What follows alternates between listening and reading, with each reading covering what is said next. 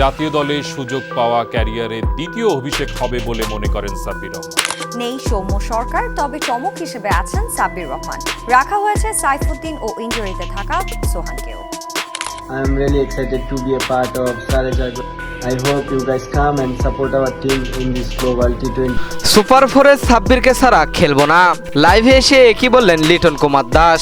দর্শক বিস্তারিত জানতে ভিডিওটি না টেনে একেবারেই সম্পূর্ণ দেখতে থাকুন। এশিয়া কাপে সুপার ফোরে জায়গা করে নিয়েছে বাংলাদেশ দল। শ্রীলঙ্কা আফগানিস্তানের ম্যাচে শ্রীলঙ্কা জয় পাওয়ায় বাংলাদেশের জায়গা হয়েছে সুপার ফোরে। তবে এই পর্বকে সামনে রেখেই বড়সড় আলোচনা জন্ম দিয়েছেন টাইগার অধিনায়ক লিটন কুমার দাস।